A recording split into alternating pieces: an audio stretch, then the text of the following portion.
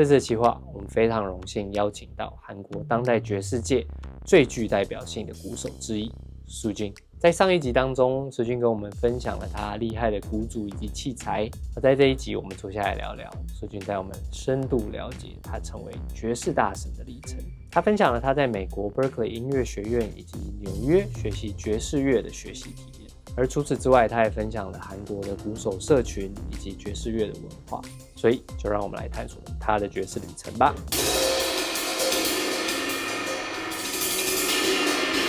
Hi everyone, my name is Soojin. Thanks for having me. Okay, thanks to letting us come here. At first, how did you first get into drumming? It's pretty long time ago, so I really don't remember it. Well, you don't remember that? Yeah, actually, I think I had a few friends that they wanted to have a band. What kind of band? Like rock band? Yeah, maybe it was a rock. Yeah. And they picked their instruments first. And then... Oh, you're the last. Yeah, I was like kind of last one. Okay. Some kind of slow person, so like, okay, I'll take it. And then I just started. I was like 17 years old at the time. Maybe. Like in the high school? Yeah, 17, 18 years old. So it was pretty late, yeah. Okay. I know in Korea you have this kind of music education, so you are not in the system. I was not in the system until the university. Okay. So when I started drums, I become so serious, and then suddenly I start to practice so much, and then I decide to study more. Yeah. So I entered the university in Korea, one of the music program, but at that time there was no like actual jazz program. So mainly it's just for drumming and overall music. Overall, like many different genres. Yeah, then maybe second year or third year, I start to listen jazz music and become a fan. And I went to United States, New York City for the just tour, like a fun tour, like to check their music scene. Yes. So I spent like 6 months there. Every day I went to a jazz club and then see what's going on. And then once you see that, and you can never forget it. So I decide maybe I'm just gonna go to United States after the graduation. Oh. So when I graduate the university in Korea, I went to Boston first. Berklee? Yeah, and I spent 1 year there. Okay. Then moved to New York. Oh, so you studied drumming in Berklee at first? Yeah. It was kind of easy access, actually. Oh, really? Yeah. I thought it's really hard to get into the Berklee. I mean... There's like an audition or something, right? So you can take the audition in Korea, even though this is Berklee. Yeah. So only the one school that you can take the audition in Korea. The other place you gotta go to United States and then take the audition. So I see. So that's what I mean. Yeah, it's easy for you. Yeah, it was like because you don't have any information then at the time. So I can take the audition in Korea, so then I take it. That's quite easy. Yeah. Pretty good opportunity. So I went there, and it's pretty big school. Right? Yeah, it's large. And I'm really, really shy person. So I was like very nervous. Yeah, I mean there are too many people, and like I was too shy, and maybe I'm gonna stop that. I'm gonna go to like little smaller place so that I can concentrate. So and anyway, I wanted to go to New York. So the jazz scene is totally different. So I transferred to New York. OK， 插播一个重要资讯 ，DrumLab Taipei 是以爵士鼓为主的音乐文化型平台，平常有访谈、教学、器材 review 以及 drum cover， 还有各种有趣的内容。有兴趣的朋友不要忘记订阅，才不会错过这些有趣的内容哦。那我们就继续看下去吧。I went to the City College. Which is in Manhattan. It's pretty small. It's a big school, but they have a good jazz program. Oh, very good. So especially for drumming, it's not for music overall? It was not a program for the drumming. It's more like a jazz program. Okay. So we can learn like composing, arranging, improvising. And you can also have you can study the drums with whoever you want in New York City. Okay. So the school support. Oh. If I wanna study with like someone, and I call them. Oh, really? Yeah. Okay, that's interesting. Yeah. My first year in Berklee, I was with Neil Smith. Neil Smith, he is a like really great drummer. He taught me like all the traditional things. Then I studied with Adam Cruz for years, Gregory Hutchinson, and Kenny Washington. So many great drummers. Yeah. You work with. Yeah. At that time, I was trying to really focus on getting traditional stuff. I was thinking like you gotta learn that all the early stuff first, so that you like can a big bang area and then like bebop. Yeah. So even though you're not gonna play that kind of style in the future, I have to learn first. So that I don't have regret later. Yeah. That's because it's kind of hard to come back to the original thing. So that's why I study with those like legendary drummers who can teach me like real traditional things. Yeah. Yes, that's great. Do you familiar with music education in Korea? Yeah, I'm teaching at a university, one of the music program. It was not like this like 10 years ago, 20 years ago. So when I went to school, there was only few. Yeah. But now it's like few hundreds. Yeah. So it's exploding. Yeah. Like. So it has a good part and it has a bad part. So it depends. Yeah, it depends. Yeah. And but since this is like education, I think jazz is the terms that you have to learn something. I think every educational program includes jazz because if you learn like music theory or harmony and like improvising skills, so that you can play other genre, right? Genre with these skills.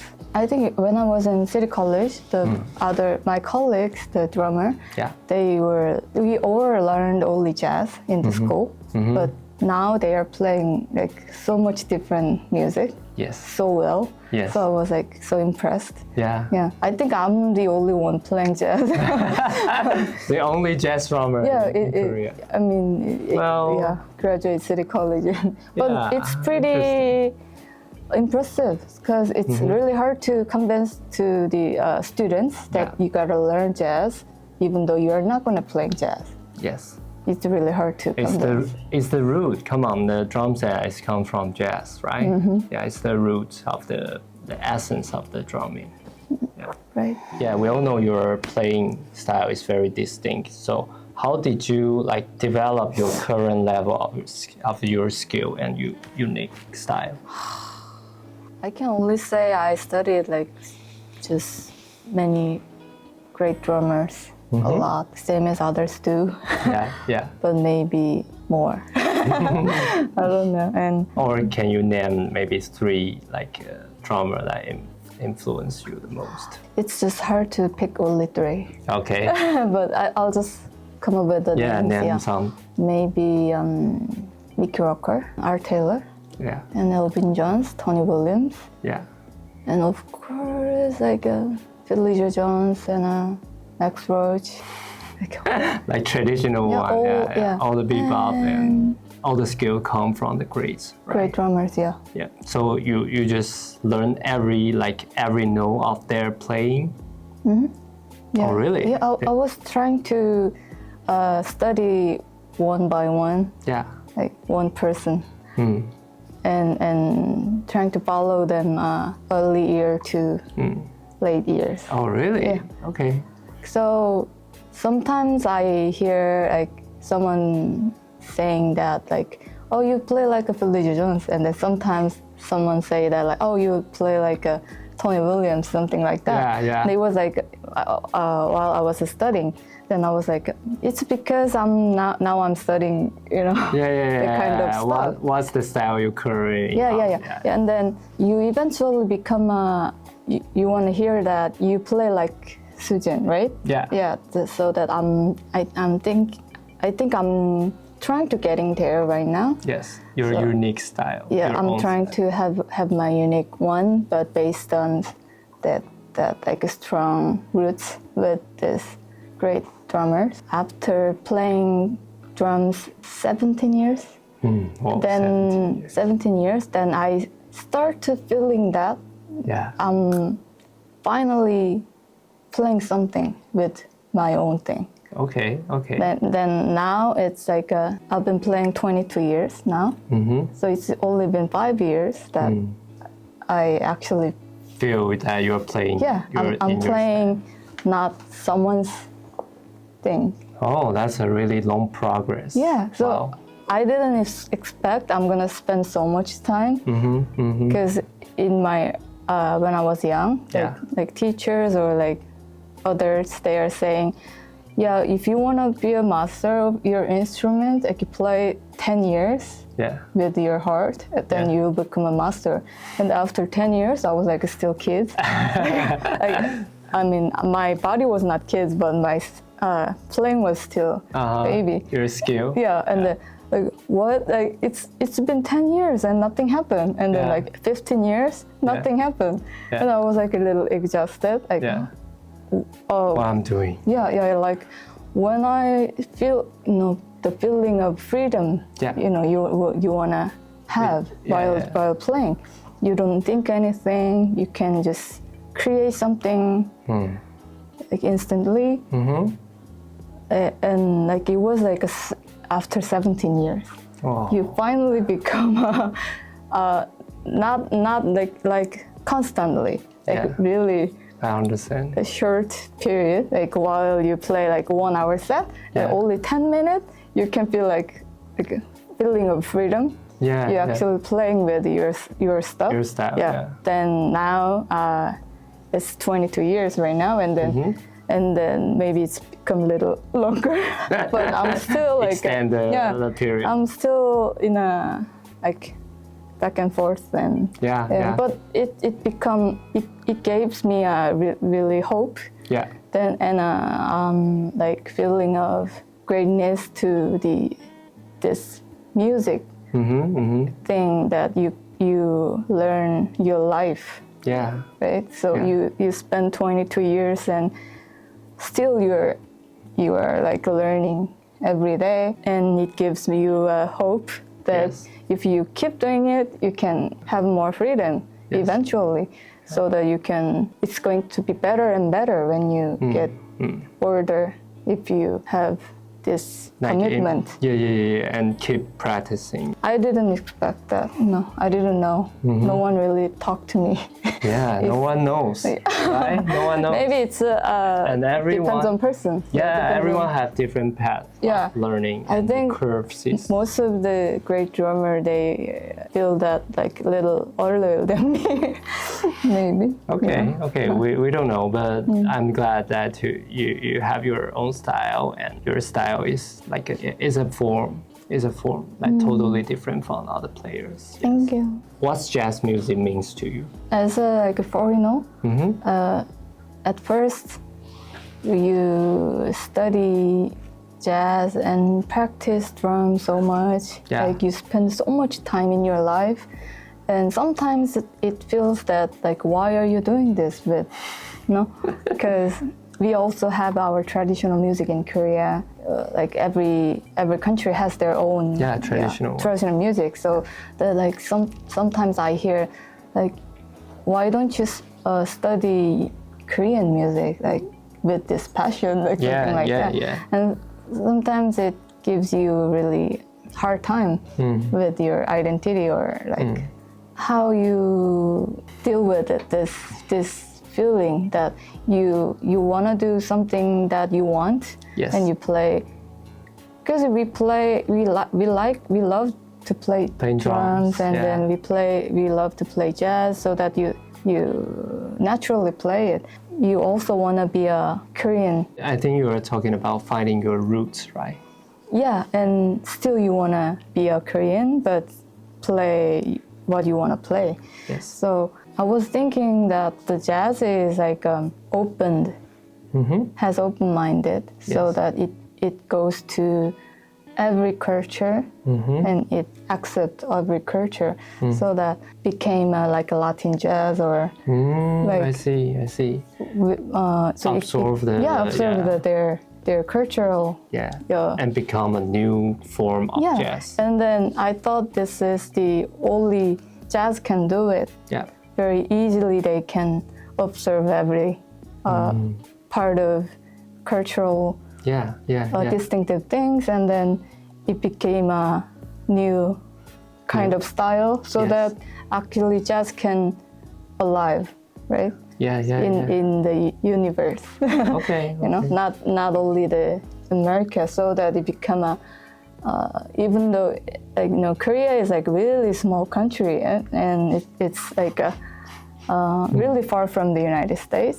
So that I still hear that, I didn't know there is a jazz scene in Korea. Oh, really? Yeah, I still hear that. From foreigner? Yeah, foreigner. Oh, really? From whenever I go to tour or like. Okay. And I still hear it, and we have been jazz player, and we love jazz, and I'm surprising that like the world become like really connected with because of the internet or like social media, everything. So it's kind of getting easy to access to everyone in the world. So in this time, jazz is like most powerful music. It can go everywhere and observe everything. I'm trying to like literally combining like some Korean stuff and the jazz stuff, but it doesn't need to be like that. It just the playing music as myself. I think it's already it's already it could be something different. Yes. Yeah, still thinking about it, but but jazz has that part of go everywhere. So there's many paths you can go. Yeah, not every music form can have this openness. Yeah. Could you briefly describe the jazz music scene in Seoul? Korea has like really strong audiences. As you know, like have you seen the Korean people like singing all together? I never seen. Never seen. What kind of? Like every music. So let's say like singer. They tour in Korea, like not Korean singer. Korean people, audiences, they memorize all the lyrics. It's kind of really popular culture in Korea. So you can maybe search. Like Bruno Mars come and everyone just singing every lyrics all together, and so that the singer actually don't need to. That's really easy work. You just pass the mic. And then it gives the artist really happy. Yeah. It's like warmness. Yeah, and what I mean is like Korean audiences are really enthusiastic. And especially the younger generation. What I mean to say is the Korean has a pretty young generation audiences. They eager to have new experiences if they have a chance. Yes. So you have a potential. If you go to jazz club, you can see so young people. They are willing to listen new kind of music. Okay. Yeah, I think it's pretty good things in Korea now. Yeah. So do you think it's still growing? No, no. Like stay in a very current state. I mean, we have many potential, but so there is no bridge that I can reach to them. So they don't know me. Yes. So yeah, I can see the potential, but there is like really dark. It's still a way to go. And I think when it's became better, I think I'm gonna be too old. Then you're gonna be a legend. No, by that time. You're the legend of Korean jazz music. Yeah, but yeah, I'll try what I can do. But yeah, for sure. Maybe for my juniors, I don't know, what do you say? Like, yeah. They can play the music with a better situation. Yeah. I see. I haven't been to Taiwan, and I'm really curious what kind of music scene and jazz scene in Taiwan. I only met like few musicians in the school. Oh, like, really? Yeah. There's a Taiwanese musician in Berklee? Yeah, I met like few. Yeah. Oh. Yeah, so if we have a chance, yeah, hope to be in Taiwan as well. Yeah, definitely. Next time, just let us know if you come to Taiwan. Yeah, we will show you around the Taiwan scene. Thank you very much to letting us be here. And we have a little gift for you. This is the illustration from Taiwan character called Little Booby. Okay. Little koala from outer space. Yeah. Nice, thank you. Hope you can see this and feel happiness while playing. Thank you. 除了独树一格的演奏技巧，苏军更让我敬佩的是他身为音乐人的态度。即使技巧已经成长到大神的等级，仍然不断吸收、不断成长进步，这完完全全激励到我自己，也希望对正在看影片的你有所启发。那如果你还看不过瘾，敬请期待韩国行的下一集，我们即将带大家到一个非常特别的宝藏地。所以非常重要的是，不要忘记订阅、按赞，把这支影片分享出去，支持我们制作更多有意义、有趣的企划。这里是DrumLab Taipei，我是韦恩，我们下次见。